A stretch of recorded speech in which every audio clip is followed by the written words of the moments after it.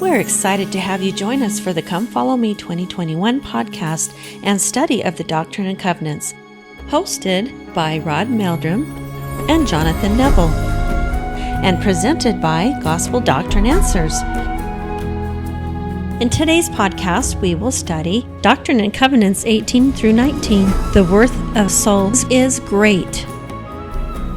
Welcome, everybody, to our podcast. I have with me, transported back from many years ago. No, just kidding. But he's actually dressed up. This is a friend of mine by the name of Kent Pickering. Kent is all ready to talk about an individual that we're going to be talking about here in section 19 of the Doctrine and Covenants, which is all about this person by the name of Martin Harris. So, Kent, why are you dressed like this today? Okay. I did attend some of the Firm Foundation conferences, and there wasn't much of Martin Harris, so I got with Rod and agreed to kind of fill in what I felt was missing. But I'm a direct descendant of Martin Harris, but I'm very unique. He has many descendants in the church, but I descend from Martin and Lucy. Do you want me to get this done? That's the Lucy. That's a picture painted by a friend of mine who worked on the mural on the Rome Temple in the visitor center. Uh-huh. And do we know what she looked like? No, I mean, actually, other than felt she had red hair. She would ask me questions, and I'd say this, and she'd email me, and she was very brave. So we don't know really for sure what she looked like, but we do know she had red hair, and she was. I believe so. I'm not sure. Lady, apparently, so it's kind of a little bit following the Martin Harris pageant and Brett James, but that I'm not sure it's Martin, but we think it is. Our family's not sure where the picture even came from. But old daguerreotype, daguerreotype, and here is a picture of Martin Harris that was just been in the public domain a couple of years. A friend of mine, John Hadjashek, he collects Mormon artifacts. I talked him into releasing it, but he's got his name on it to make so people know that he owns the original. Okay, and here's Caroline Young. She is the daughter of Brigham Young's older brother, John. And so there was a family intermarriage. I think that's where I get my craziness from. My mother always told me that. But genealogy, how this works. My great-grandfather, I don't have a picture, Allen Martin Harris, he was the grandson of Martin Harris and Lucy, and he married the daughter of Martin Harris and Caroline. So it's an intermarriage of half brother, half sister, once removed. I think how you would state it genealogically. It causes all kinds of discussions in our family. Yes, indeed. Well, wonderful. Well, I tell you, a lot of people have enjoyed some of your other presentations that you've done for the Firm Foundation, the Expo, and the conferences and things. So if you'd like to have more in-depth information beyond what we're going to talk about here today, you can see that on the Book of Mormon Evidence Streaming website and watch some of the full hour and a half long episodes, I think. Yeah, I sometimes get long-winded, so I'm glad it's people that have interest that start watching it. So well, it's interesting to me also because I guess you're going to be coming up in the next conference coming up in April. You have a third one that you're working on. Is that yes? What I understand. And a lot of the information in that third presentation we'll discuss today, but so I'm kind of giving away my thunder. So this is a little bit of a teaser, then, kind of. Yeah. Okay. All right. A trailer, so to speak. Yeah. All right. Well, folks, we're gonna jump right into Doctrine and Covenants section 19. So if you have your scriptures there handy, chapter or section 19 is revelation that was given to Joseph Smith in regard to Martin Harris, and we actually want to start here. I'd like to start with verse 35. And in verse 35 of section 19, it says, "Pay the debt that thou hast contracted with the printer. Release thyself from bondage." And so I want you to tell me a little bit more about what is this debt and how does this play into this revelation and when it was received by Joseph Smith. Okay, if you read the heading, it says it was received in the summer of 1829, but there's a clue here that if you pretend like you're the Hardy Boys, you can put things together, and that's what we do at the Firm Foundation. But it says that the Lord tells him to release the debt he is contracted with the printer. Well, this contract, when Martin signed the mortgage agreement, is farm and house was as collateral was dated August 25th, 1829. So this revelation had to have been given after that date. And so it was late summer 1829. It wasn't in June or July. Towards the end of August. End of August, first part of September. And the thing that is interesting, too, is that agreement, it was a collateral, and the note wasn't supposed to be due until 18 months later. So here's the Lord is telling him to figure out how to sell his property and pay the printer before it becomes due. Actually prepaying it. That prepayment. Yeah. So kind of like the church telling you to, when you can, pay off your home so you're not burdened by debt. Okay, so... Now there's one that's created a problem because Martin actually did not do this, as we know, is that he had an agreement with the Smith family. I think it was 50-50, where they would sell the books and then they would try to raise the money. Smith family would pay half, Martin would pay half, and so they tried to get the money out of selling the books. So one of the problems was a new book. Everybody thought it was a fraud, but the price started out at $1.75, and it dropped it to $1.25, but it only costs 60 cents per copy to for the printing. 3,000 divided by 5,000 copies, $3,000, and so part of the reason it didn't sell is the price was too high. People didn't have a lot of money to spend on a book they figured they were never going to read, that they weren't going to like. I understand. It was almost like about 2 or 3 months typical salary or typical income for somebody to be able to come up with $1.75. Yes, and so Martin would go try to sell the books and nobody'd buy them. Well, that's just part of the reason was just the price was too high. So, and they actually had an agreement between the Smith family and Martin that gave him permission to sell the book because Joseph had the copyright, but that agreement, the copy, you can see it on the Joseph Smith papers, and I believe I talked about this, is that it's signed by Joseph Smith Sr. So what we learned from this is that Joseph Smith Sr.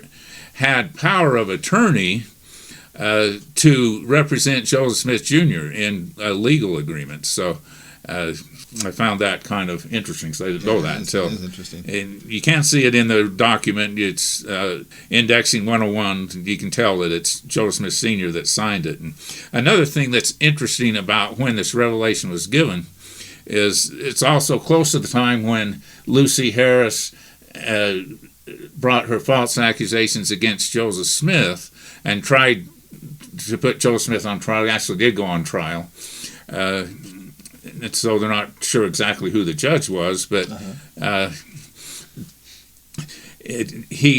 she accused Joseph of defrauding Martin, and Martin bore testimony that Joseph didn't try to defraud him, and so Martin is the first person to stand up for the prophet Joseph Smith in a court of law. And it's interesting too is that he is the first convert outside of the Smith family to the restoration, and so it was a great sacrifice, and he was having trouble in his marriage, but he imagine when his wife actually sues his the guy that he's doing this work for, and then he has to basically come and testify against his wife. Yeah, I can see that would be not a happy marriage going on there. I would not want to have been in the house to hear the shouting and screaming that's gone on. It's a good thing they didn't have any close neighbors. or recording devices. Okay. Yes, okay.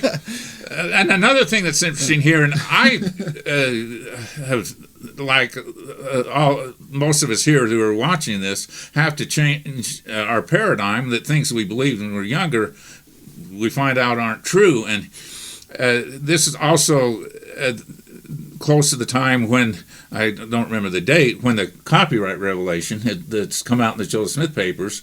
It's not canonized at the moment, but Joseph received the revelation to have, I think, Hiram and maybe a couple other, John Page, go to Canada to sell the copyright.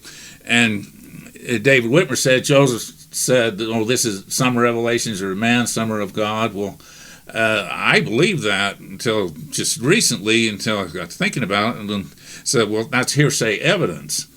But with Joseph received that revelation, Joseph made the statement, I received no dark revelations. And so just because things didn't happen the way that the revelation said doesn't mean that it wasn't true revelation, because the brethren didn't sell the copyright.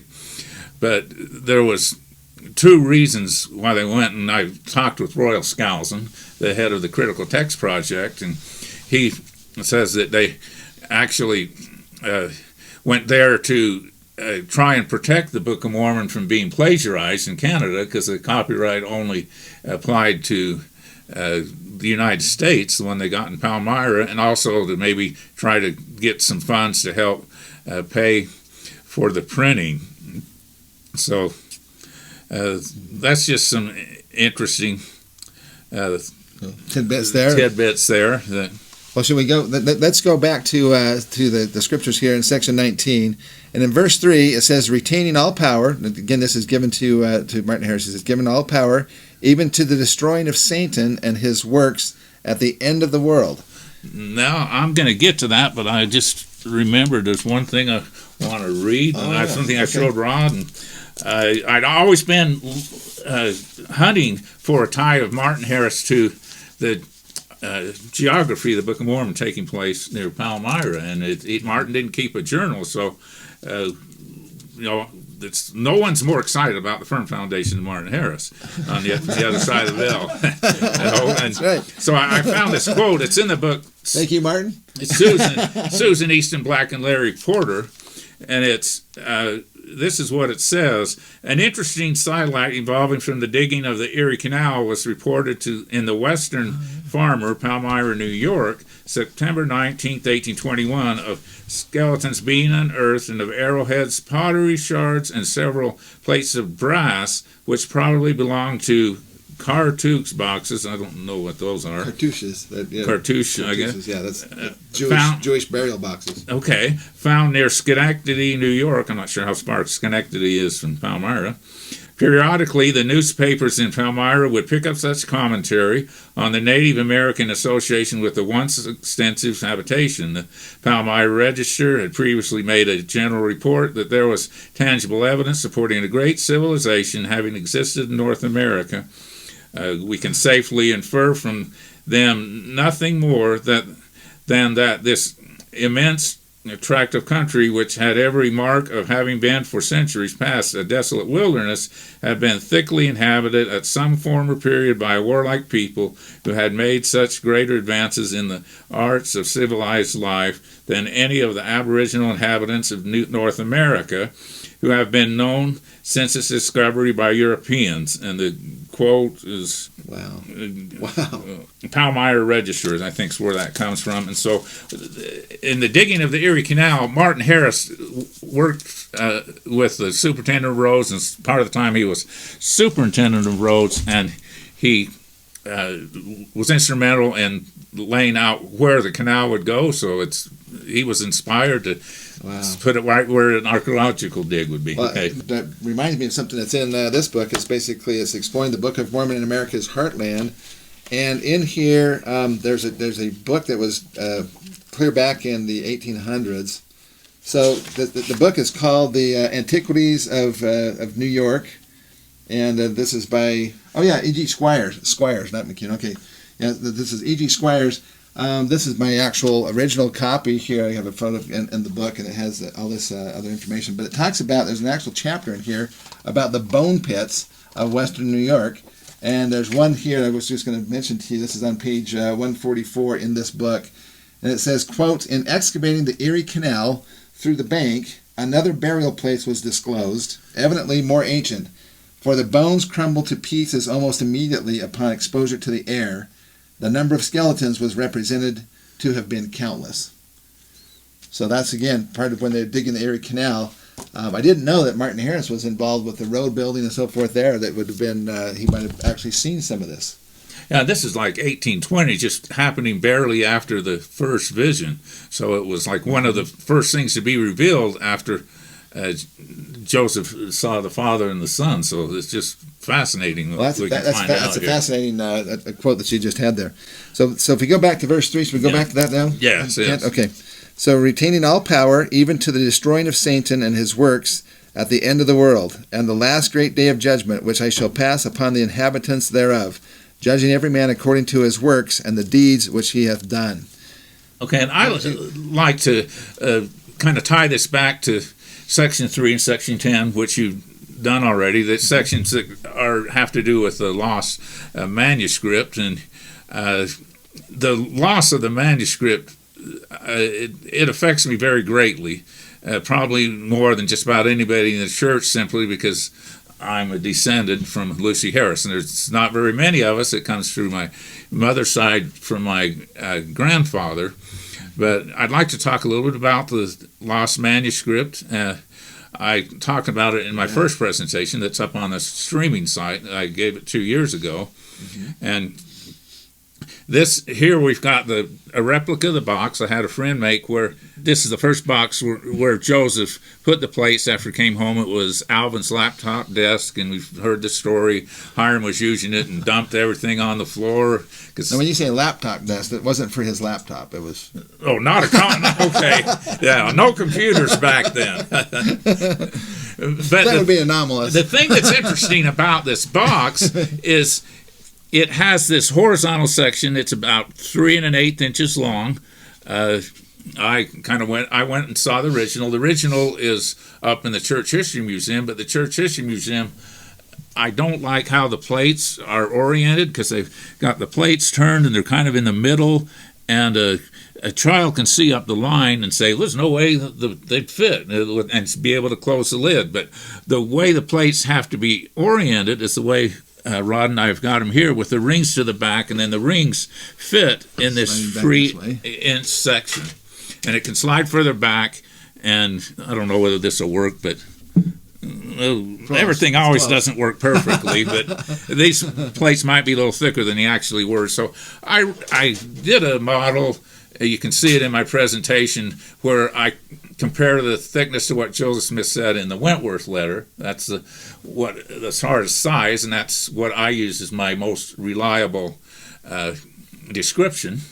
Of the dimensions of the and they would just barely fit. They'd have been close. He said they were near 6 inches in thickness, and they would just barely be able to close the lid, because he had to lock it, because he can't risk his siblings getting up in the middle of the night and thinking it's a Christmas present and trying to open it. So it's just interesting that the Lord prepared things to protect Joseph. So I'd like to kind of put a plug in for my friend Don Bradley. Have you met Don Bradley, Rod? Yeah. Okay, you know him then? I don't know him. I've met him before. Yeah. We've got to get him to give a video or presentation sometime. It's fascinating. He wrote this book on 116 pages. Hold up here so we can see hold it so people can see it. And if you really want to study the Book of Mormon, this is groundbreaking. Don Bradley got after me when I went to one of the presentations, because I was telling somebody he's like Captain Kirk, boldly goes where no man goes before. But he definitely does. And he revolutionized my feelings about the lost manuscript. In my first presentation, I thought of the 116 pages, and that comes from Joseph Smith, and there's someone who said, well, that's just an estimate.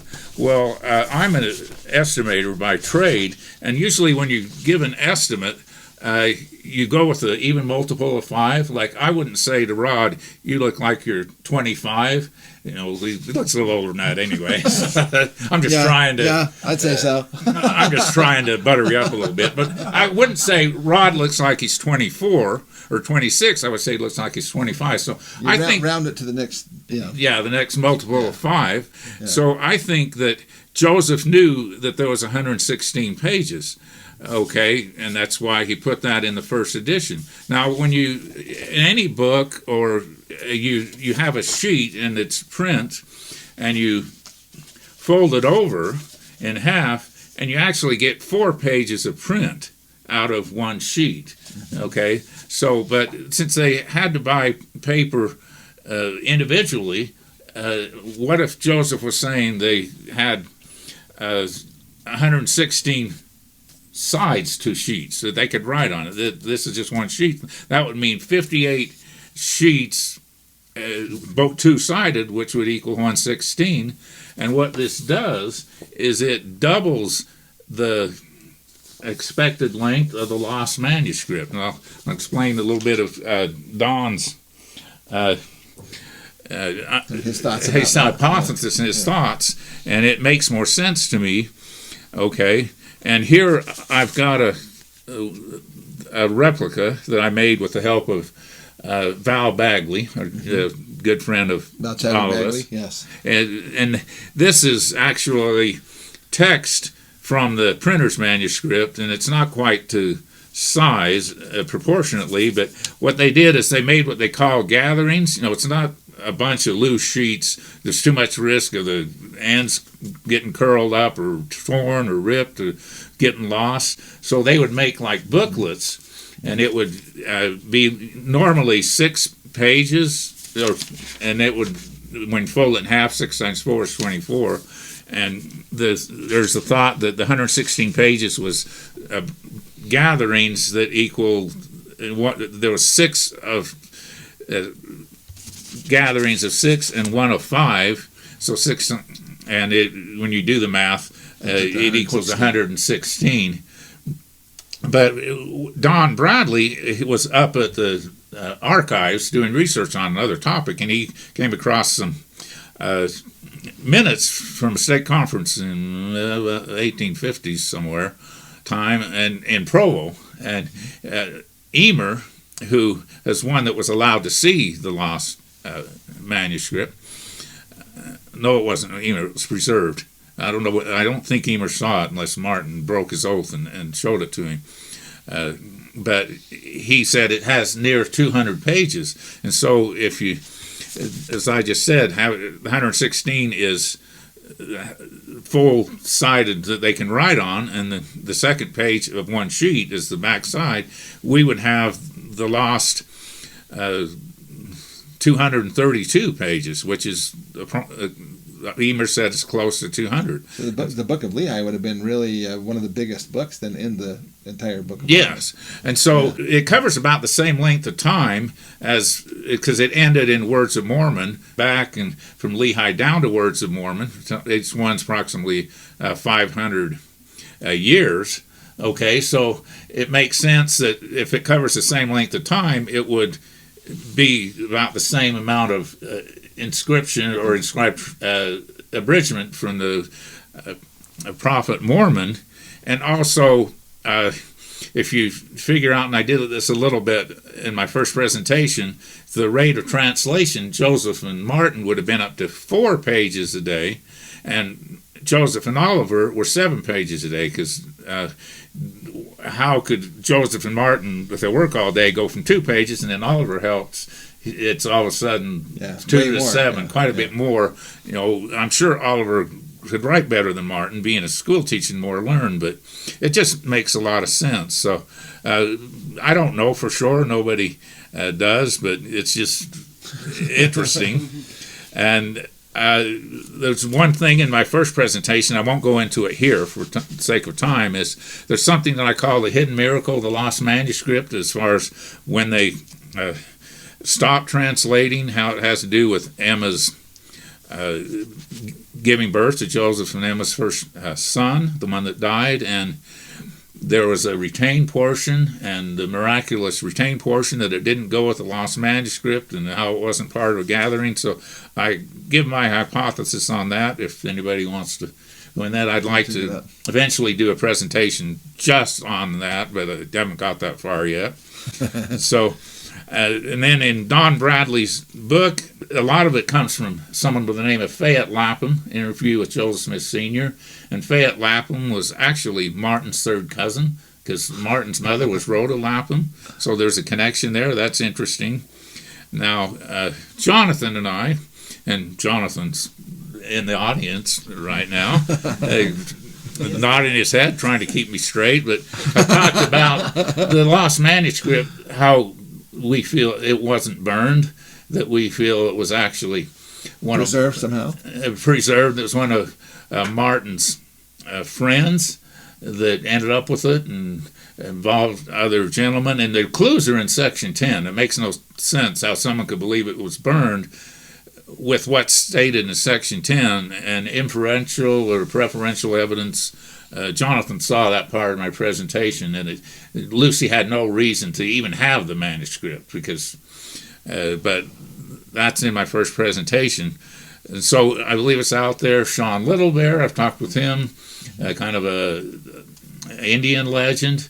He feels that it's still extant, so to speak. I'm not quite sure where it is. You know Sean fairly well. Yep. Now here's my hope and prayer, and like I say, I've discussed this extensively. How awesome would it be to find those someday? It would be the greatest archaeological find in American history. Okay, and it's my opinion that the Lord preserves it because He doesn't want it to get in a bidding war. You know, it's someone, and I emailed Jonathan with these thoughts, that the Lord preserves it. Whoever has it gives it to the church, and it's transcribed by the Joseph Smith Papers Project. You know, kind of a crowning achievement of that effort. I myself, when I heard President Nelson talk about the ongoing restoration, I thought a lot about that. And we each have to get our own personal revelation on what that means. And to me, it meant, well, Joseph restored everything for our salvation and exaltation, but he's talking about ongoing restoration. And then a light went on, is that there are many things that were given that are meant to be given to the saints that were taken away. Like one thing would be the commandment to build the New Jerusalem temple. You know, it's currently in hiatus. Another one is to live united order. Eventually we'll live it as we get closer to the millennium. But things that Joseph gave us that saints weren't ready for have been, that he pulled back on, will be restored. And that, to me, that's what President Nelson is talking about. And I am hoping and praying that restoration also includes the Book of Lehi and the lost manuscript, that when Alma talks about everything will be restored to its perfect frame, I hope our knowledge of what is in these plates is restored to its perfect frame, and then eventually we'll get the sealed portion. Yeah, that's fantastic. All right, so we move on to verse 8. So this is verse 8 says, "Wherefore I will explain unto you this mystery, for it is meet unto you to know, even as mine apostles." Okay. So what do you? I know you had some thoughts about that. Okay, and in my second presentation that's on the streaming side, I discussed Martin's position in this dispensation that I didn't understand it until I did the research, but we need to look at Martin. He's actually an apostle. Okay, an apostle is a witness to the world. As saints, we bear witness, of Christ to each other, as a missionary to people we teach. But the apostles bear the witness to the world, and that's how they're different than us as lay members of the church.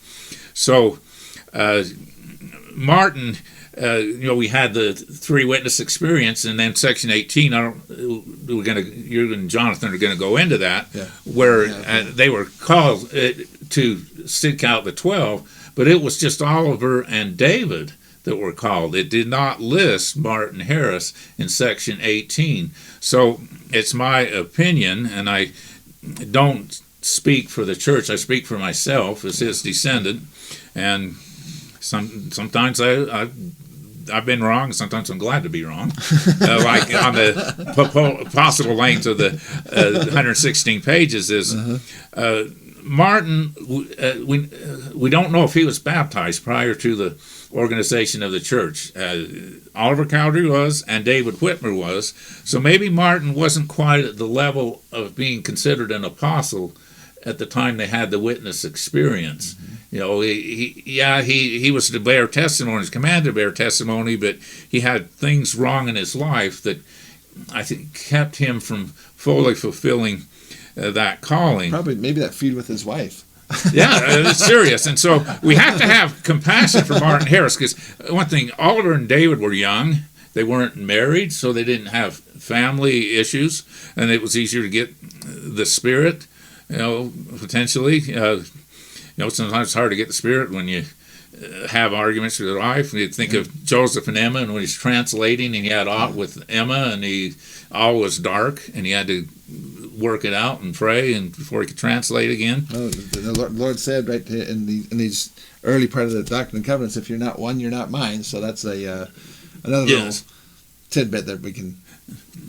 Okay, so it's because of those domestic concerns of the reason why I feel Martin had to leave the first prayer circle.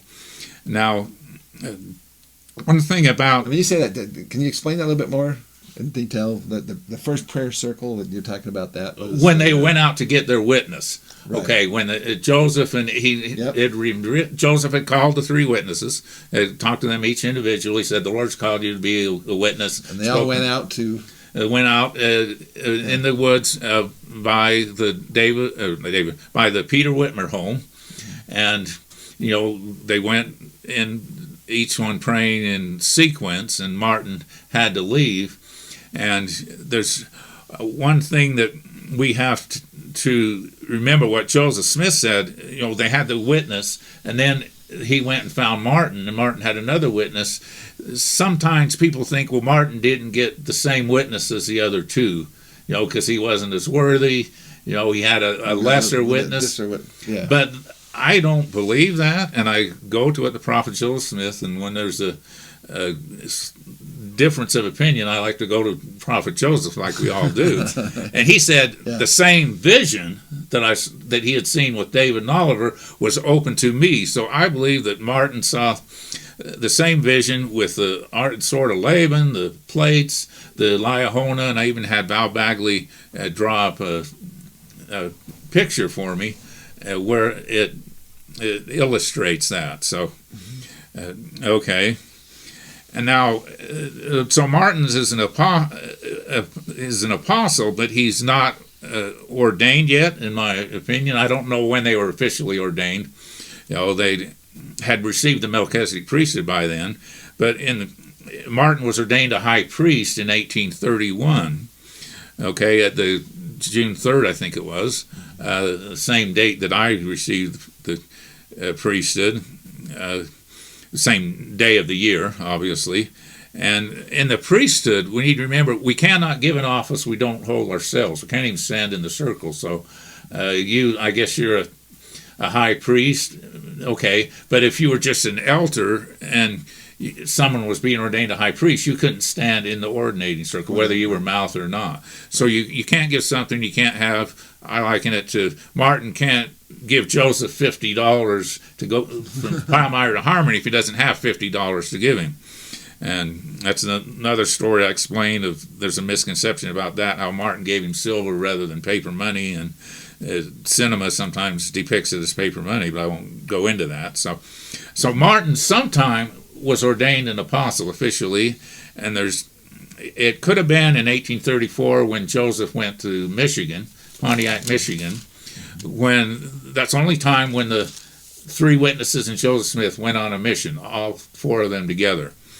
Or he could have been ordained in 1835, I think it was February the 14th, when they called the 12, when they were performing the actual ordinations. Maybe Martin was ordained before they actually started to ordain the quorum of the 12. But you got to realize the three witnesses, it's a one-time quorum, but they're commanded from the witness they received to testify before the world.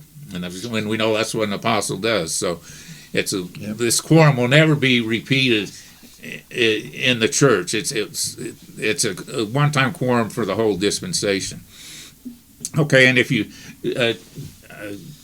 take your priesthood lineage and you trace it back, Jonathan and you have probably both traced your priesthood lineage, you go back through the three witnesses. I just found that was interesting to actually know that Martin was an apostle and the three witnesses, even though they weren't actually members of the quorum of the 12. Okay, so that takes care of that. So we can go ahead. So go ahead and go to. So let's go to verse 15. And verse 15, again, we're in section 19 here. Therefore I command you to repent. Repent, lest I smite you by the rod of my mouth. He had some serious repenting here to do. Oh, yes. And by my wrath and by my anger, and your sufferings be sore, how sore you know not, how exquisite you know not, yea, how hard to bear you know not. And so I thought a lot about this. Wow. The whole impact of this didn't even hit me until I was preparing for this lesson within the last couple of days. And I've only known since Monday that I was going to do this, is that here Martin had to make one of the hardest admissions of wrongdoing in the history of the world, to tell Joseph Smith that he'd lost the manuscript. He broke his oath that he'd made with the Lord. And got to remember this oath was not that he took the manuscript, it was that he showed it to people outside of the group of 5 that he was given permission. Yeah. And see, Joseph Smith kept his oath with God and not showing the plates to anyone outside of who he had permission to. The witnesses. The witnesses. Yeah. And Martin did not keep a similar oath on a lesser level. So here's Martin, and so what could be worse than having to make that confession?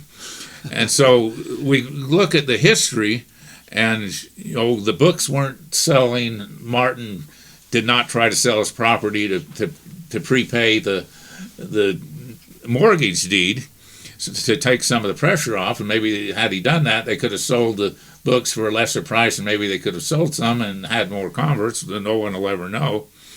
But as they, the book was printed, the books didn't sell. This was, later on in 1830, 18 months from February of 1831, I believe. So the pressure on Martin became very great because the Smiths weren't able to come up with any money. And so Martin is the only one who could have financed the Book of Mormon. About how old was Martin at this point in time in his life? 1831, 31, and 17, about 47, 48. He was born in 1783. He's almost twice as old as Joseph and Oliver. Yes. Who are basically in their early 20s at this point in time. Yes. And so he's a bit of a man of means. He has a beautiful farm there in Palmyra, or just outside of Palmyra. And I can't remember how many acres that was, but it was quite a nice farm. It was actually 320 acres. Wow. Okay, so he actually, when you think about what he sold, he deeded 80 of those acres to Lucy. It had to be through a third party because of the communal property laws that I think came from England. So they considered a married couple as one, and all the negotiating power and ownership was in the husband. And so he inherited 150 from his father. His father helped settle Palmyra, one of the first settlers. I won't try to do the math, but he sold 151 acres. Okay, so he only sold one more acre than what he had received as inheritance. He'd helped build up that 150 acres. He's worked on it when he was younger on his dad's farm, so it wasn't like it was totally a gratuity that he hadn't partially earned. But the house was included, so he lost his house. In that 80 acres, he built Lucy a smaller house, and so 151 plus 80, 231, 69, and about 89 acres is what he maintained after he sold the property to Thomas Lakey, and it was bought by Christina Granger. I go so he kept some acres. Yeah, and I go through that in my second presentation. Is in one of the verses coming up here. Yes, and so he wasn't left destitute. He didn't have to give up everything, but he did give up his home. And it kind of sounds like he gave up its inheritance. Yes, he had no inheritance to pass on to his son, George, my great-great-grandfather, or to help his daughter, two of his married daughters. And so, when I looked at that, and when I did my second presentation, I discovered patterns in dispensations, and I call it dispensational parallelism. I'm not going to explain it here. It takes a long time to explain it, but it's like we have a Father and the Son and the Holy Ghost in the Godhead. That's the overall dispensation of the earth, and then you take our sub-dispensations, and let's just go to Abraham, the three patriarchs, Abraham, Isaac, and Jacob. Abraham, father of the faithful. Isaac, I think it means supplanter, but he was the one who willingly went to the altar to be sacrificed, like the Savior. And you have Jacob, whose family was the witness of the covenant. And they also had a ram in the thicket when Abraham was offering his sacrifice. So Martin Harris was the ram in the thicket for the last dispensation. Had he not put up his property, the whole timing would have been thrown off, because there was no backup. There was nobody with a lot of money. It would have taken several months, a year or two. I think of how that would have thrown off the conversion dates of Brigham Young. Well, the missionaries going out and everything else, So you can see why, if he wouldn't have done that, how he would have suffered, because he would have totally been responsible. Maybe it's not even a little fair to put that much responsibility on one person for throwing off the Lord's timing of the last dispensation. So that, I feel, would have been the suffering had he not fulfilled his promise to finance the Book of Mormon. And one thing, when you ask for revelation from the Lord, and we all get patriarchal blessings, and we have a mouthpiece, of the patriarch, but this revelation from the Lord, Christ is speaking in the first person to Martin Harris. Christ is definitely aware of Martin Harris and his life and what's right and what's wrong. And so that carries so much power, a patriarchal blessing from the Lord himself. And so you have to do what the Revelation says, and we know that James Covell didn't. That was a situation where someone got a revelation direct from the Lord and didn't follow it. But another thing, if you get a revelation direct from the Lord, He will tell you some of your sins and mistakes, and it's all the world knows through generations and generations. And think of how hard that would be. You have to humble yourself a lot. Oh, and it's interesting because he talks about how sore you know not and how exquisite you know not, and then the Lord Himself actually goes into a description of how He suffered in the Garden of Eden and on the cross and so forth, and fulfilling the atonement and His part in that. And so that happens in verses 16, 17, 18, and 19, and Jonathan and I covered that. In verse 21. It says, "And I command you that you should preach not but repentance, and show not these things unto the world until it is wisdom in me." How well did he?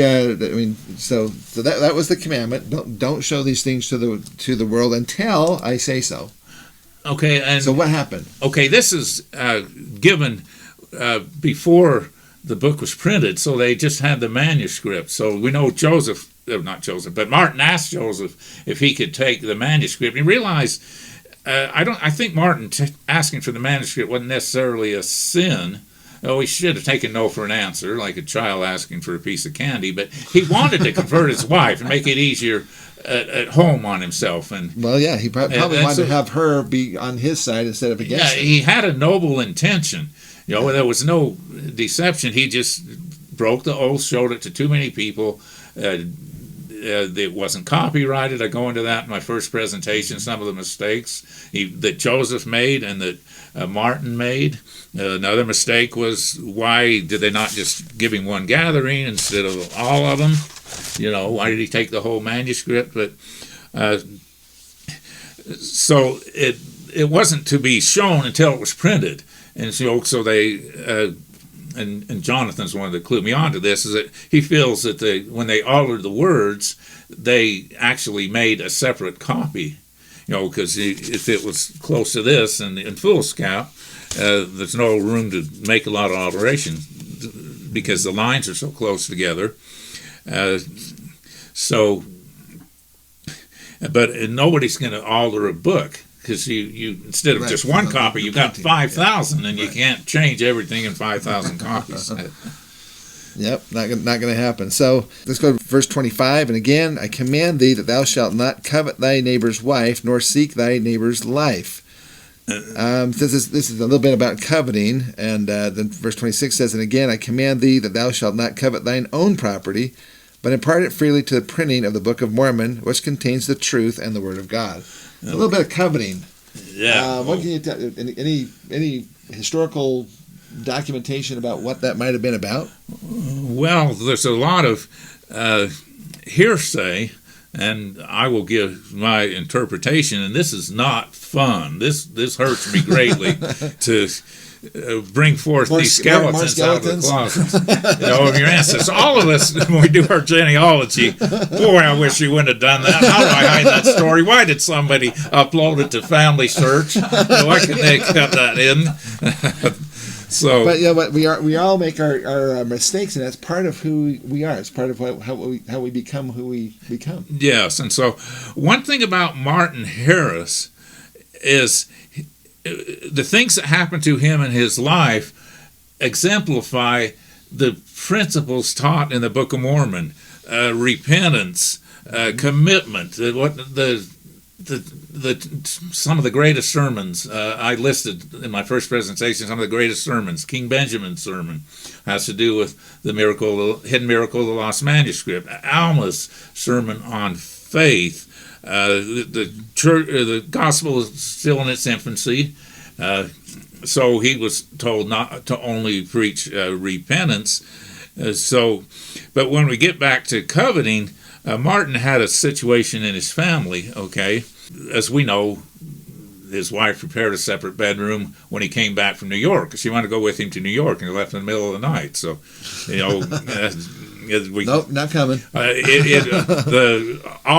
Whatever word you want to think broke loose when he came home. He made a sacrifice when he went to New York, to fulfill the scripture in Isaiah. It all wasn't peaceful in his family. It cost him his bedroom relationship with his wife, who was actually his first cousin. Okay.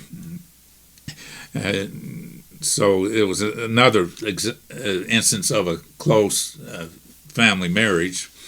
Okay, but it was allowed back then.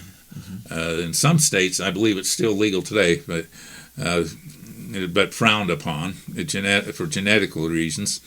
So, okay, so it said, covet his neighbor's wife, nor seek thy neighbor's life. Well, I believe he had an emotional relationship with a neighbor, is Mrs. Haggard. I think her first name was Sally. I don't know if I remember for sure, but he had helped the Haggards, with a D, I think it's a Haggard instead of Haggard, build a home, and they were his neighbor, and he used to go visit, and sometimes the husband wouldn't be there, and so it appears I get along better. Took a little bit of a shine with her then. Huh? Yeah, I get along better with her than I do my wife. That type of thing possibly. It actually was not wise behavior on his part, because Lucy Harris and her brother Peter Harris's wife Abigail got with Dr. Hurlbut, who wrote the Hurlbut affidavits, and they accused Martin of having an affair. So it's kind of like your kids. Don't stay out after midnight when you're dating, even though if they don't fall into transgression, you can open yourself to being falsely accused. Right. And so even though it was hearsay evidence, and then as far as nor seek thy neighbor's life, I don't believe that Martin had any kind of plan to take the life of his neighbor, but maybe he got mad and, I'd like to punch him in the face. Well, when we get angry enough to want to do bodily injury to another person, we run the risk of, what if we knock that person and he loses balance and falls on the ground, hits his head on a rock, and it could be a manslaughter case. We just have to control our anger and not have physical confrontation, especially as men, being the stronger vessel. And this is a revelation. There's a testimony of the prophet Joseph Smith I never even thought about before. This is one of the strongest testimonies the mission of the prophet Joseph Smith that we have. And the explanation in my mind is this. If Joseph was trying to defraud Martin, and Martin wants Joseph to get a revelation, it's not going to tell him what he's doing wrong, that he's coveting his neighbor's wife and thinking about taking his neighbor's life. Yeah. That's not a good way to defraud Martin out of his money. So, no, seriously. And so Joseph... That's not how to win friends and influence people. Okay, yeah. That book wasn't available then, but Joseph told it the way that the Lord said. Yeah. So let's give both credit. Joseph didn't revise the revelation thinking this is too strong a language for Martin. Got to realize Martin got it because he asked for a revelation from the Lord in first person, voice of the Lord. And Martin had to do what it said. And so we go back to coveting his property. Martin was told to prepay, and he didn't do it. And so, but he was imparted freely. But when you put up collateral, you kind of still hang on to it. It's not freely because it's signed that you're going to get paid back. Yeah, the collateral basically doesn't mean that you've actually paid for it. It means that you are offering it as just in case it doesn't somehow else get paid for. Yes, you still have strings attached. So he did not give his offering freely to begin with. Yes, he's the only one that could have put up the collateral to finance the printing, but as it came down, the notes due, he could have derailed everything by, worked something out so he didn't have to pay for the whole thing, but he did follow through with it, and he lost the amount that we've talked about. So. And that's the $3,000. Yeah, for the $3,000, it actually came in gold coins from a woman who emigrated from England, Christina Granger. That was third party Thomas Lakey. She ended up with staying in the house, and I won't go into that. It's in my second presentation, but she never joined the church. She stayed in Palmyra. Some of her descendants might still be there, the woman that bought Martin's house, and she had her temple work done in 1995. It's very recent. Mm-hmm. Okay. All right, so we move to verse 29. So we talked about a little bit about why he was maybe what the Lord was talking about with his coveting his neighbor's wife and his neighbor's life and his property. Verse 29 says, "And thou shalt declare glad tidings, yea, publish it upon the mountains and upon every high place and among every people, that thou shalt be permitted to see." And I wish Martin would have understood this. I'm kind of, this is a supposition here, but I feel that Martin had a little bit of a problem with Oliver and David because Oliver seemed to be in Joseph's favor. He was a second elder. He was younger, and here Martin. Well, this jealousy thing seems to kind of have reared its ugly head a couple times here. It goes along with coveting. Maybe I think Martin coveted Oliver's position a little bit, and maybe Joseph's. Especially since he's an older, established individual. He's a honorable member of the community and so forth. And these other guys are kind of young whippersnappers. Yeah, this thing works a lot of. Okay. So, but Martin didn't understand what it meant to be an apostle. Maybe it wasn't explained to him. Maybe he did understand. I don't know. But he had a little bit of a different mission than Oliver and David. Martin was a traveling apostle. He went with Joseph to Missouri. He went with Joseph to Michigan. He went on a mission with his brother to New York and Pennsylvania. And, I believe Oliver Cowdery went on the first mission to the Lamanites. But Martin was more of the traveling witness. And so the Lord didn't want to call Martin to a high church position because it would have kept him in Kirtland, and so he wanted him to be free to travel, so he was never more than just a member of the first high council. Mm-hmm. Okay. So. All right, and then to finish it up here, we have a couple more verses. In verse 33, it says, "And misery thou shalt receive if thou wilt slight these counsels, yea, even the destruction of thyself and property." Okay. And then, go ahead. There's one thing I missed in my notes here. I'd like to talk about an experience that I had, and it's really fascinating. And there's 3,000 copies. When Martin sold his property, the agreement included 250 copies going to him personally. No, to the Thomas Lakey. Okay, he was kind of the broker between. Thomas Lakey bought the note and then sold the property to Christina Granger, and she was a widow and then later remarried. Okay, so Martin's a traveling witness, and so there's about 500 original copies still in existence. An estimate from my friend John Hajicek. That's today. Today, yeah. So what's that? 10%. I've seen a few of them.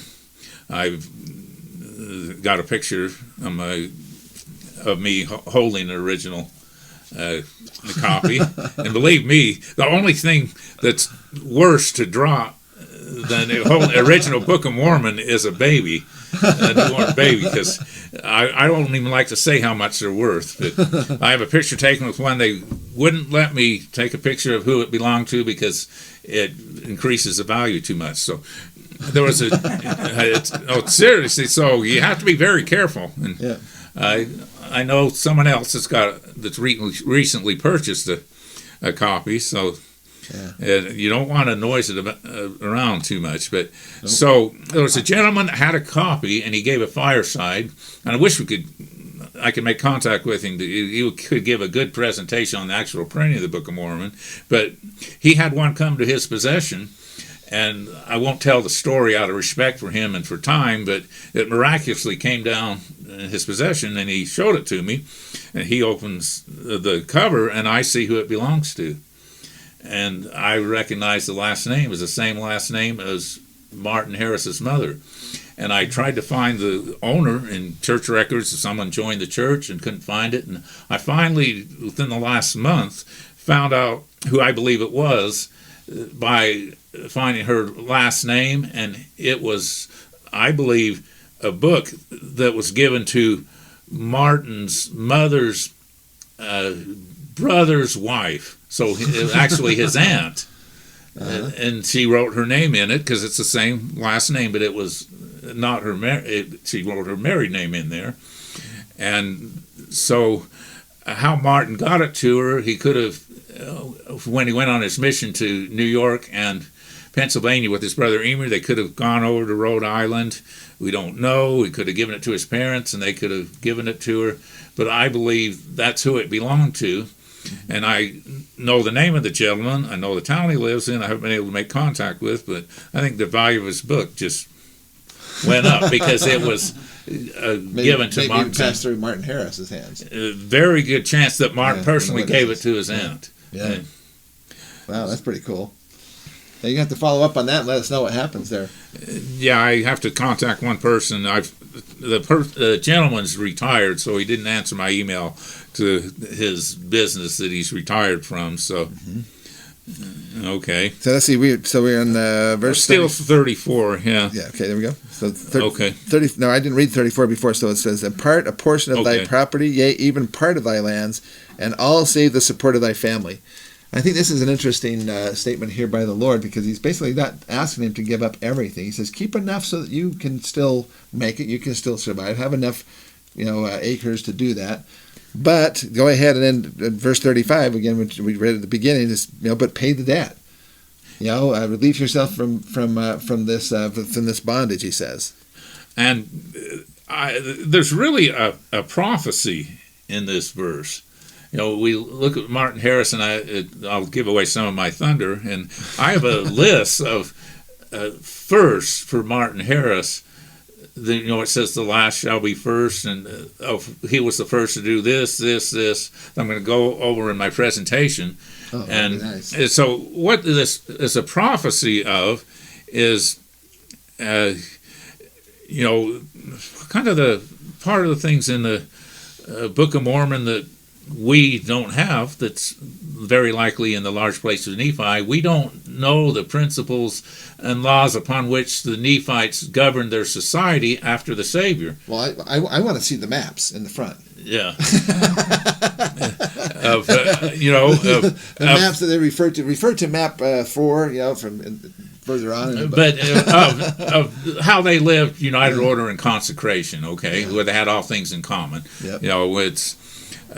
We know that it's a very lofty goal, and I've often wondered, why did the Lord try to introduce something so lofty to people that were just barely learning the gospel? But it didn't work very well in New Testament times. It didn't work very well in the early days of the church, but we have to come to that unity of faith, and we're working towards that slowly. But Martin went with Joseph Smith to Missouri, and he was there when Joseph dedicated the temple site, New Jerusalem, and Martin actually, I believe, was the first one to put money for us to buy property around the temple site. So Martin Harris actually has the first inherited right to property in the New Jerusalem after the Smith family. We know the Smith family will be first in basically everything because of their sacrifice, and Joseph being the head of the dispensation.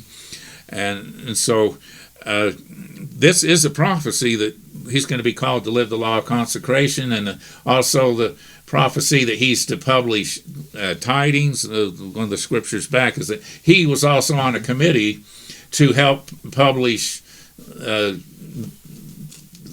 periodicals of the church, and they were starting to get the Book of Commandments together. Can't remember who else was on the committee.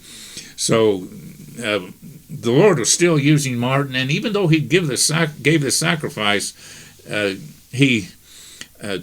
the Lord kept asking. It's not like we give the sacrifice and we put our feet up on the desk and relax till we die. It's an ongoing thing. Mm-hmm.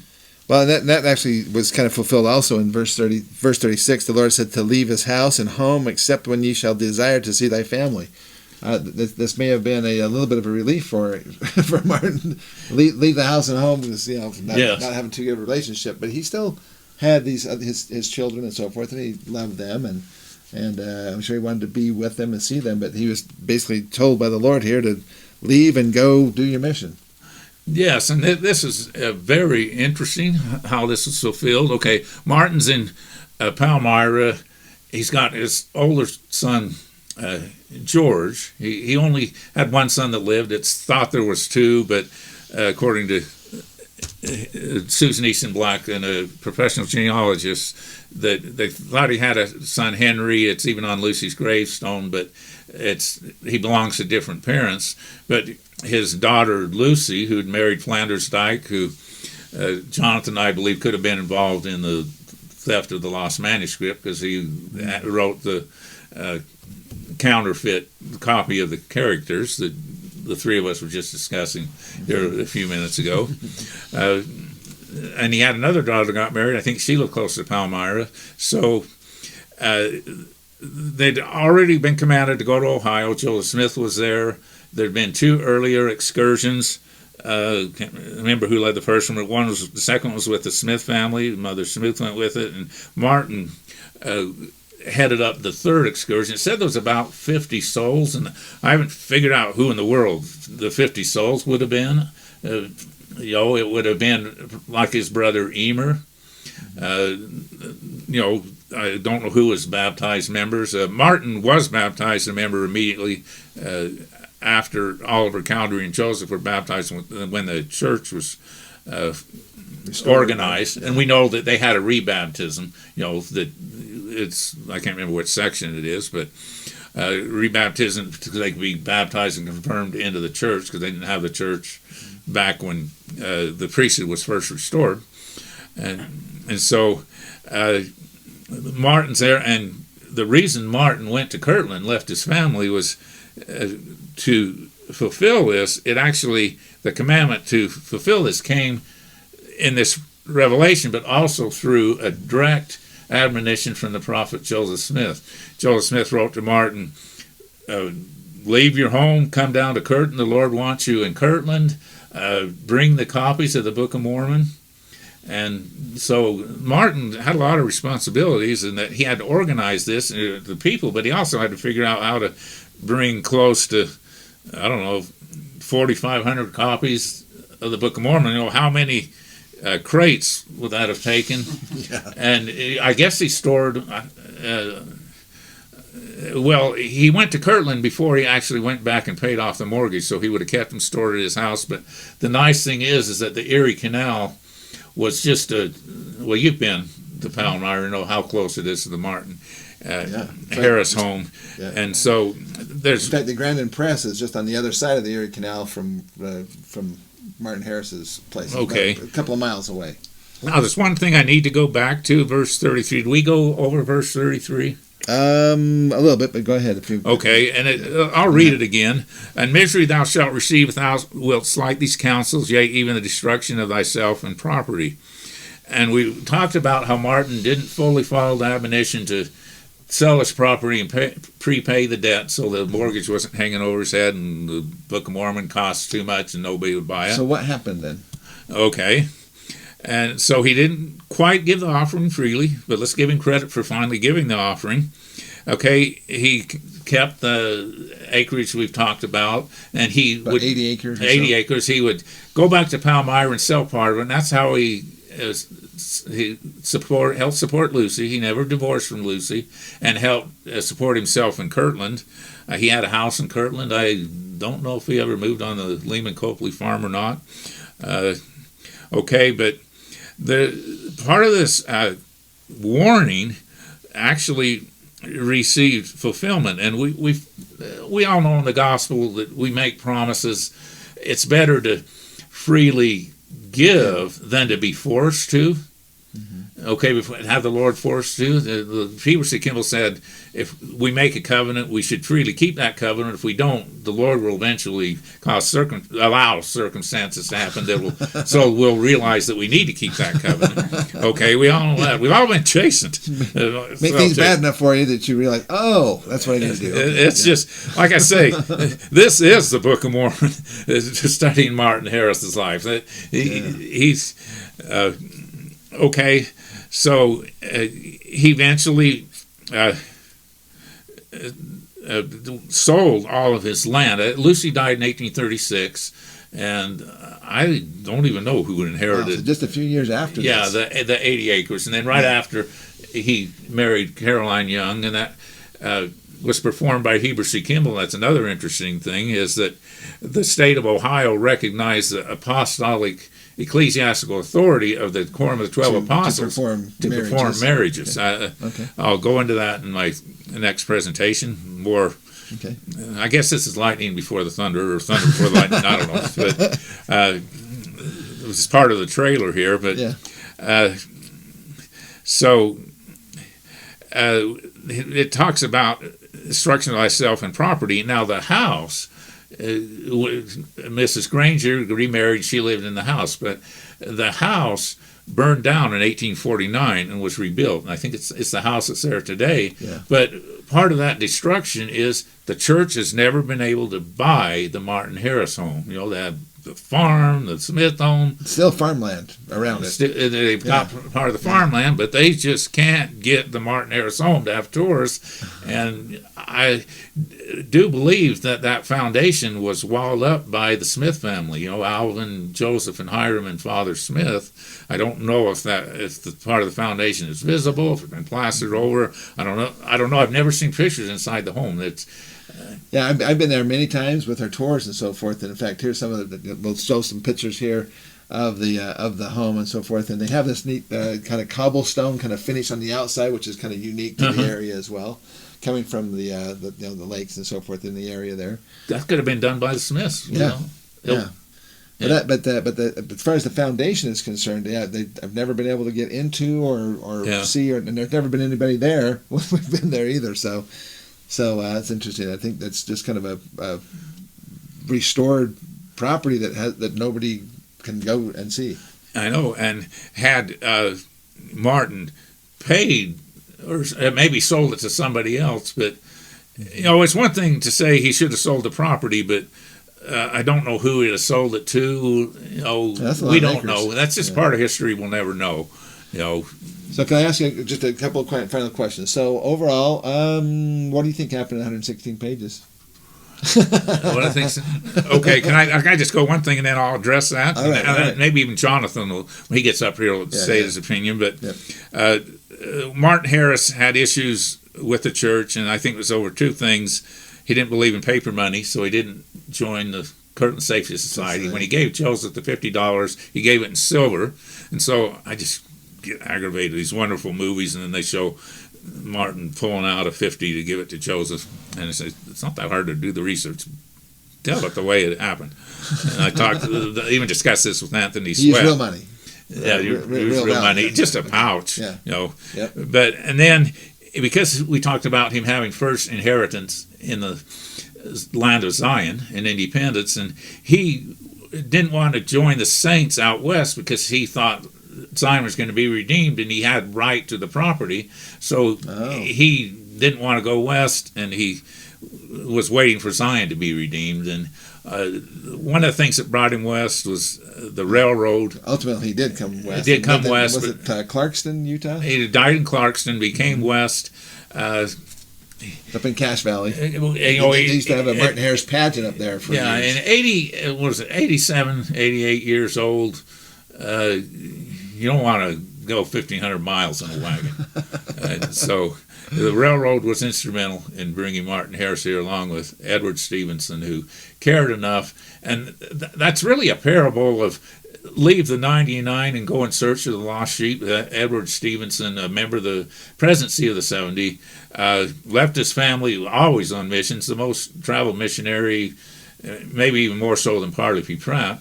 He's definitely the most traveled 70, but he went and he brought Martin Harris. He cared enough to bring Martin Harris. Without Edward Stevenson's love, who was actually helped converted by Martin Harris because he came from Michigan when the three Witness and Joseph went to Michigan on their mission. And so he went out and convinced Martin to come back with them back to the West. And he'd had his son-in-law come, William H. Homer, other of the elders, and they couldn't convince him, but Edward Stevenson was able to. So that's kind of wrap things up. Other than now, your question, okay. I have one final one, so go ahead. So what about the 116 pages? Yeah. Okay, Lucy didn't burn it. I'm pretty confident of that, and Jonathan agrees with me, because she wouldn't have had it in the house to burn it, because Martin could have found it. He knows every nook and cranny and every secret hiding place where his wife hides her jewelry, and and it said, really, he did? Because I don't. Yeah, he did. I have no idea if she hides stuff. She hides candy or whatever here and there. If we really look at Section 10, the evidence is really there. If you even do a little bit of a legal approach, examining evidence as a paralegal would do, like Jonathan would, is that it says the men altered the pages, not Lucy Harris. And why would the men alter the pages or make a new copy and then give it back to Lucy? If they planned on printing it, the Lord revealed that they'd want to keep the original. Keep it. Yeah. The men would finance the printing. It wasn't going to be printed for free. Lucy, if she starts using some of her allowance that Martin doesn't know where it goes, and she's paying for printing, nothing makes sense. And that's why I discuss inferential or presumptive evidence. I'm not sure what the difference is, but Jonathan does. But see, there's nothing to gain by Lucy having the manuscript, and it doesn't make sense. It doesn't fit the narrative of Section 10. And so what I feel, and this is my opinion, and a lot of these ideas came from Jonathan, and what Jonathan and I discussed makes sense, is that Martin showed it to many friends, and there was someone named Dr. Seymour. I guess, was he a family doctor? You remember? I don't remember. Maybe he was, maybe he wasn't. Who knows back then? It wasn't as strict as it is now as far as getting a medical license, but some people actually even just named their kids doctor. Dr. Hurlbut was named doctor. That was his actual His mom named name. him doctor, so that everybody had to call him doctor. When telling your kid what you want him to do for a living when he's first born. So I can't remember what the source, but it said Dr. Seymour had it, and he would read it to his patients. I feel that one of the friends that came to Martin's house that he showed the manuscript to was in on the theft. I don't know, that's just personal opinion. I have no idea. I could be as wrong could be. But so Martin went away to jury duty, and one of the mistakes, and I talked about this, is I don't know if it was locked up. It was in another drawer. It wasn't in his wife's drawer because he picked the lock and caused a fracas enmity between his wife because it marred her bureau. So, but Martin was gone to business, take care of business, and jury duty. The manuscript was left unguarded, and maybe Lucy knew where it was. Maybe she didn't. Maybe the friend that he'd showed it to knew where Martin kept it, if Lucy didn't know, and that friend came and got with Lucy, maybe a little bit with Flanders Dyke. He lived in Palmyra, Martin's son-in-law, and they took the manuscript, concocted the plan, but there would be legal issues, and because it wasn't copyrighted, they might not have been sure as far as publishing, because they couldn't do that with the printer's manuscript, because Joseph had the copyright. When they tried to print some of the printer's manuscript in the Palmyra or Wayne County Sentinel or something, Joseph went and strong-armed the gentleman that was doing it. I don't remember his name, but he had to cease and desist. He said, cease and desist, or I'm going to sue you, and he had the copyright to back him up.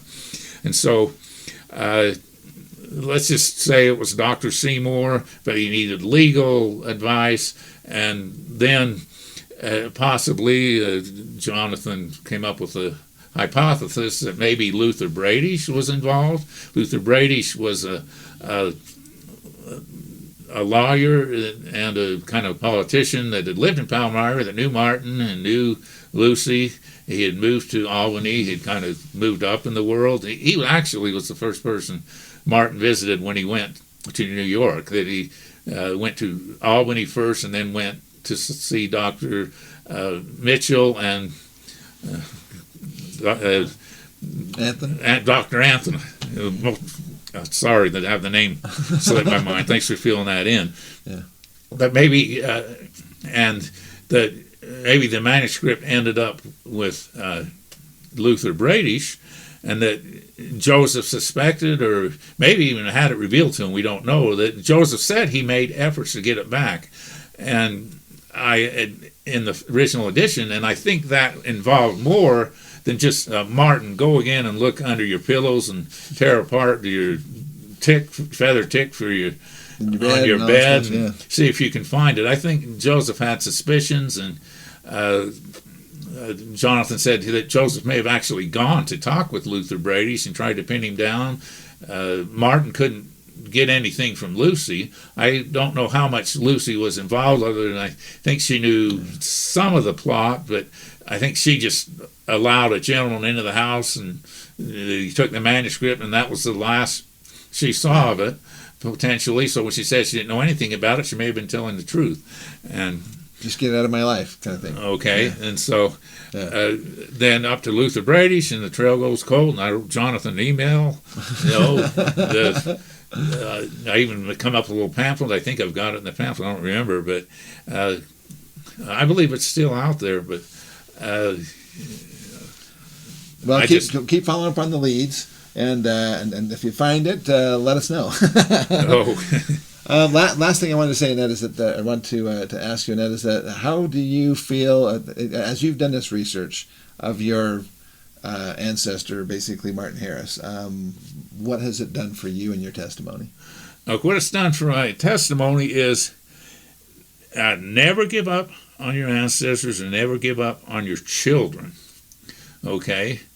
Martin was given a patriarchal blessing from Joseph Smith Sr. in 1835. It's in the patriarchal blessing book.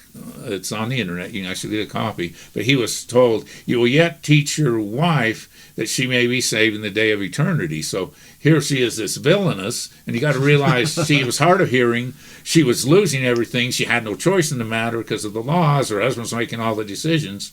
A lot of women would have had the same struggles, but that she would obtain salvation. Well, if Martin's going to teach her, you can't teach if there's not a student. We're teaching here, but what good would us to be here if no one was going to watch the tape? With no students, we really wouldn't be teaching. It takes students and teachers to have a relationship. Yeah. And so there's been two or three personal things that have happened regarding Lucy Harris that I believe she will regain her position. Now, she lost a lot of time. Martin lost a lot of time.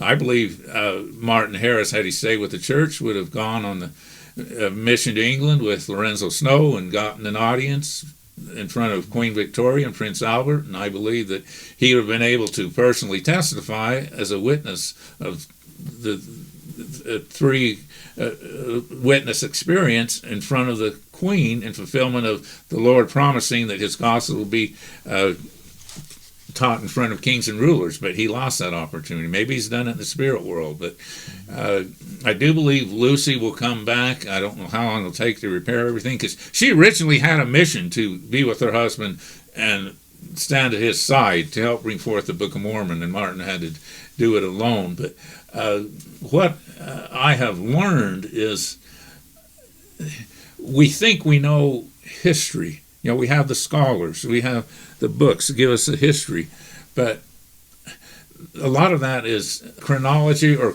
I don't consider myself a chronologist, stating the events. I like to interpret. I kind of learned that from you, learned it from Don Bradley, learned it from Jonathan, from Ryan, that we don't care if we're wrong, but we try to teach the people. We do care if we're wrong. We try not to do too much, but if we are wrong, we will correct it. Yes. Yeah. Like, I'd love to be wrong when I originally thought this was just 116 pages and it might be twice as long. Yeah. I got to be open to further light and knowledge. 70 pamphlets at home supporting this that I need to put I wish I could go back and put a revision in. Okay. I look at it as the scholars, and up until the point in time, we've gleaned the field of knowledge. Okay. And you know that, and Jonathan knows that. But what's the law of the harvest? As you sow, so shall you reap. Go back and glean the field. In the word of wisdom, we're taught about who keeps these sayings shall find hidden treasures. I believe that the presenters are finding these hidden treasures that are left in the field that the harvesters didn't know were there. And Joseph Smith said everything would be revealed, and even to babes and sucklings, and I feel like a babe and suckling sometimes talk about this, and compare myself to maybe some of the scholars, Susan Easton Black, because I haven't put in near the time they have, but I think there's just so much evidence. It's like a journey. I didn't even know where I was going. I had no roadmap. I'm doing a presentation on Martin Harris. I'd never thought about Martin Harris, what his position was in the dispensation. One of the three witnesses in that, which he never denied. He never denied. 60 years of my life, and then all of a sudden it opens up, and he's the ram in the thicket. And then we understand more about the atonement, and then we understand more about Amulek's teachings, and it's like. What we do in the Firm Foundation, it brings the Book of Mormon to life.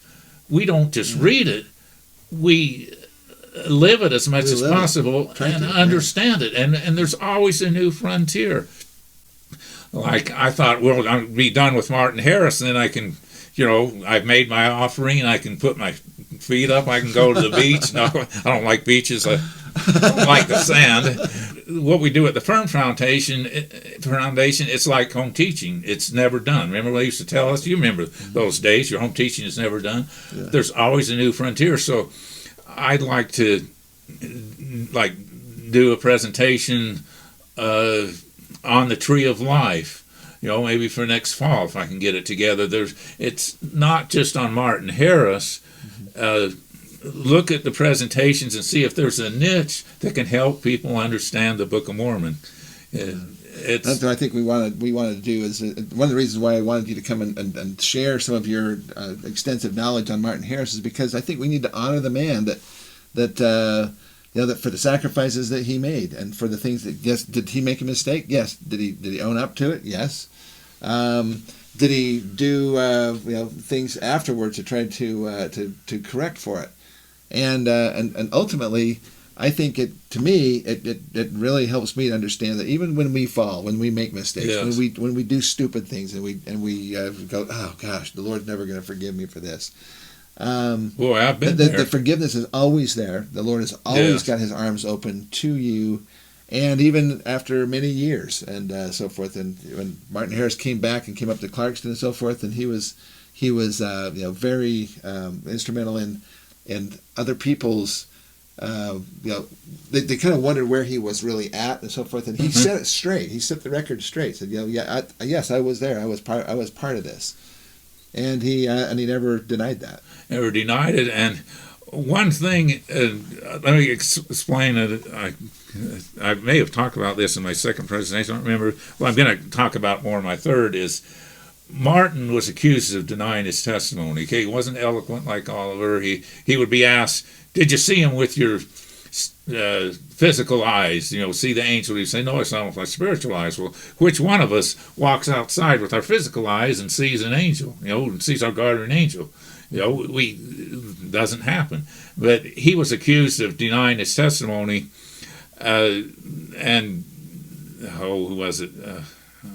The three of the apostles heard him speak in the Kirtland turmoil and lost their testimony in the Book of Mormon. Well, there's some problems with that. It's all hearsay evidence, and he just wasn't eloquent. He wasn't a religious spokesperson like Oliver was and Sidney Rigdon for the prophet Joseph Smith. He was more like a legal and negotiator for Joseph Smith, and less of a like school teacher like Oliver. Okay, and Jonathan would understand this. Is that we look at the testimony and the court case, and you have hearsay evidence, but usually a lawyer will try to get affidavits where people have time to make a statement, revise it, be willing to sign their name to it, and Martin was on trial for denying his testimony in a court. They would bring forth this hearsay evidence, but you have this affidavit that's in every printed copy of the Book of Mormon. That is not hearsay. That is an affidavit. And the only way for Martin to have denied his testimony, or Oliver or David, officially, would be to sign an affidavit basically rejecting or refuting. Rejecting and asking that their name be removed from that document. The original document, yeah. Original document, and that it would be printed with only two of the witnesses. Now, there's another problem, too, with Martin, the claims Martin denied his testimony, is the Savior said, "Know ye not that it's written in your law that the testimony of two men is true?" I'm not sure of the...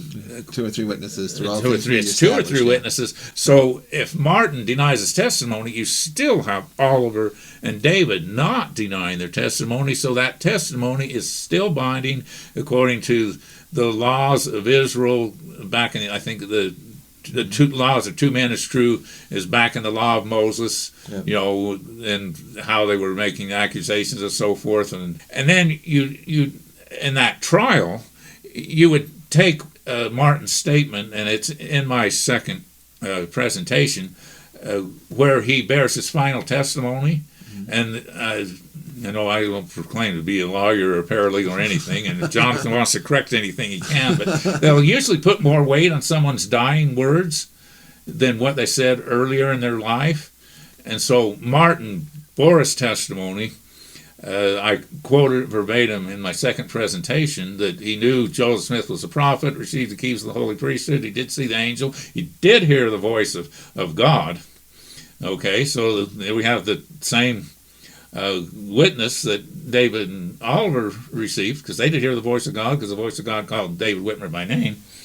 And so he has nothing to gain by falsifying a testimony if he's going to be dead the next day. That's the legacy and testimony he wants to leave for his family, his friends, and anyone who comes within earshot. So, plus he knows he's going to meet his maker soon, so he wants to put it out on the table, make it nice and true. And then another thing too, this is it's just things come to my mind, but this is real important that we understand. Martin Harris is that his brother joined the church.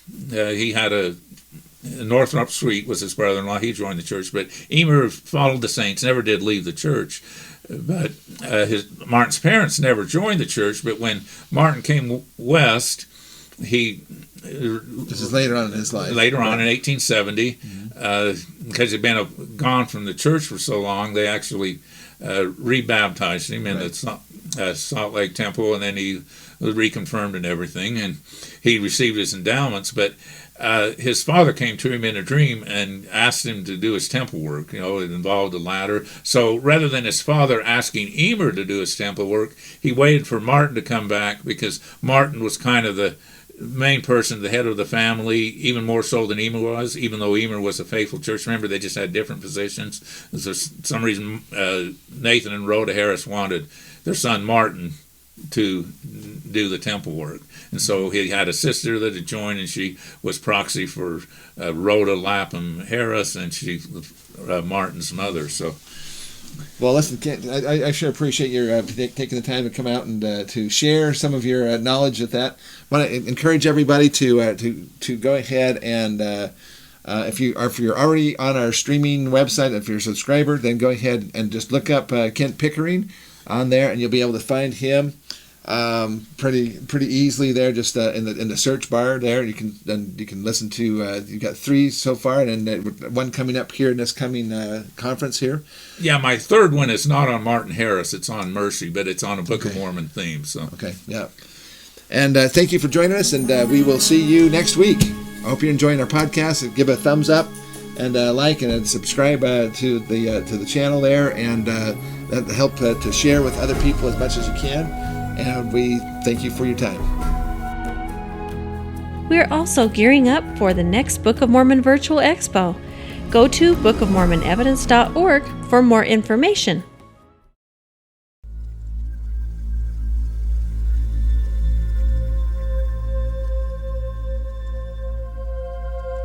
The days ahead are sobering and challenging, and will demand the faith, prayers, and loyalty of every American.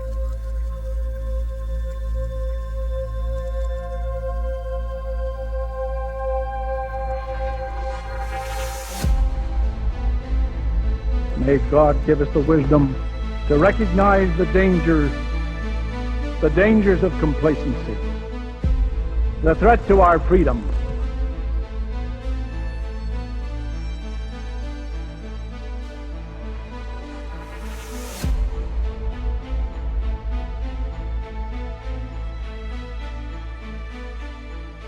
and the strength to meet this danger courageously.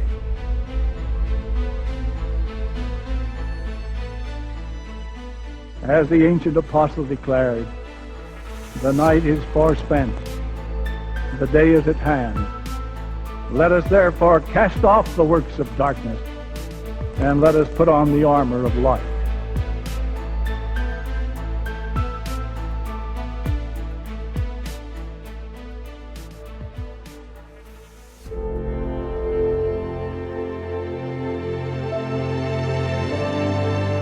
Our challenge is to keep America strong and free. Strong socially,